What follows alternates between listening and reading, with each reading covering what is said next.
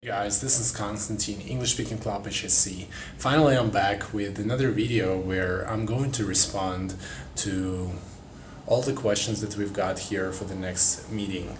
And the topic of the meeting is trusting people. Are you suspicious? So basically, it's about your attitude towards other people and towards yourself. So yeah, let's get started. So, do you trust people in general, and what helps create trust? I can say that in general, I do trust people. However, at the same time, when there are some unfamiliar people on the streets who I don't know, of course, I might suspect them of stealing something or doing something bad. So, I'm usually prepared to respond. And for example, I don't leave precious things in my bag when I leave it, so I usually keep all the important things by myself, always on me.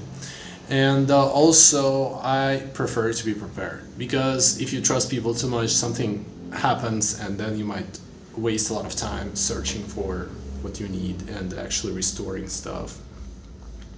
On the other hand, when I get to know people better, I prefer to give them enough freedom so they feel more relaxed and able to work productively and do things. And when they fail, only then I start to do something about it. Okay, so and what helps create trust? I think what helps create trust is your ability to give people enough freedom. So even though people understand that they might let you down and there are options for them to do something bad, but they just won't do it. First of all, because they respect you and like you as a person, so they don't want to let you down. On the other hand, they still know that there might be consequences, so they could be scared of you as well.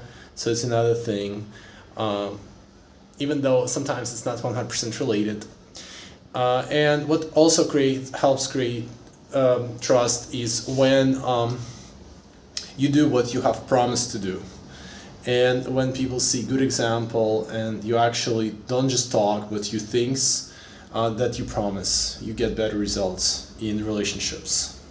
Next, tell the others about a person you trusted recently. What made you trust them?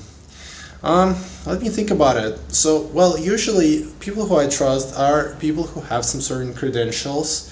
It could be a website with reviews or personal recommendation of another person. And that is why I'm so dependent on apps and all this digital stuff. So let's say choosing hotels, and of course the owners of hotels, I prefer to use booking.com. And also like meeting people, there are also some apps for social networking, for example, couch surfing. You know that there is an event organized by a person, you can read the information about every person there, and you feel more, again, probably relaxed, and you trust people who get there more, even though there are always a few creeps during these events. So yeah, so these are the most important things. Talking about a specific person, I think I might have met a few interesting people in the hostels. So I think the same thing works there. You understand that most people are reliable because they're staying in the same place. Could be in the same room with you. Well, in my case, not. I decided not to choose shared bedrooms anymore.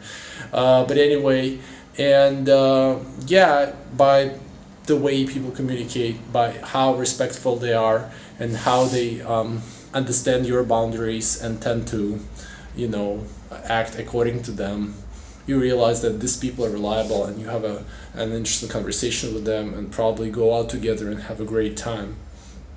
Next thing, tell the others about a situation when you were trusted with something important. Did you manage not to let people down?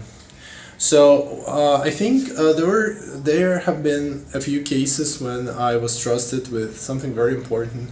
So one of the situations that just came to my mind was when I was going to the US for the third time, and I was meeting with a friend, and I was asked by her parents to give $5,000 to her because she was living there. She'd been living in the US for a while, and I mean, there was a certain commission for the transactions.